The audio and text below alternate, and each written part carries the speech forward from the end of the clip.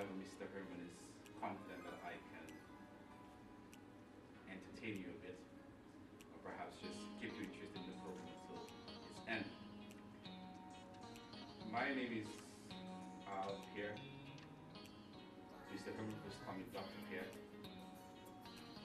I put this to an emergency room setting, which is not one we have today.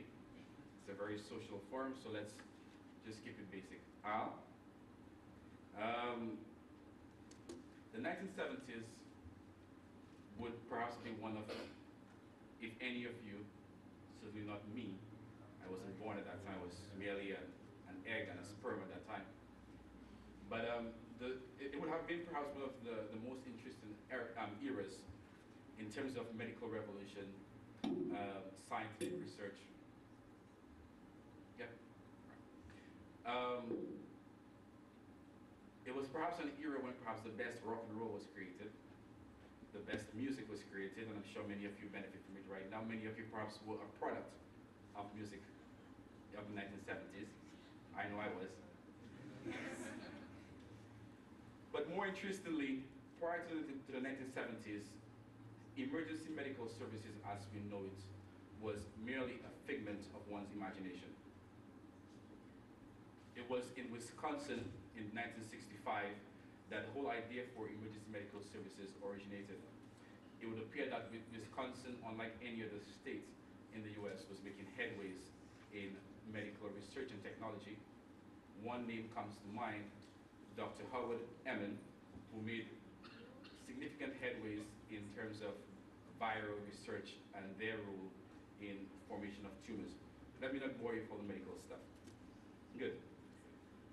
I was reading a very interesting article Mr. Herman gave me, and I'm sure many of you unfortunately can identify with it. As much as it speaks of the 1970s, I'll read you the first paragraph, and I'm almost certain you can already begin to visualize what our emergency medical services still is, unfortunately, or has been prior to Cricket World Cup 2007. It says, while emergency medical care in one form or another has been around for perhaps hundreds of years, it was not until the early 1970s that EMS, in the form that we know it today, began to take shape. Prior to that, EMS was provided nearly by anyone who would take on the task, regardless of their training or experience. How often have we come across an accident scene, and before the emergency crew gets there, that person has already been rescued by some good Samaritan who really wants to do nothing but good, but usually ends up doing more harm. Funeral homes often provided transport with little or no medical care being administered. Sometimes it was the local police department that provided medical care, and interestingly, often the local fire department would rescue a patient.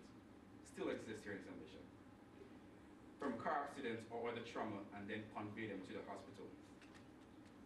When Craig, as I know him, introduced the idea of boosting the emergency medical services, I know he was met with a lot of resistance for the wrong reasons. I am so happy today to stand here really to see how much this has evolved, and we have the first graduation ceremony of many more to come. I want to thank you for coming. I am aware that most of our distinguished guests have arrived, or the important ones have arrived. So, without any further ado, I would like if we would invite Miss Julie Richmond to give us a welcome address.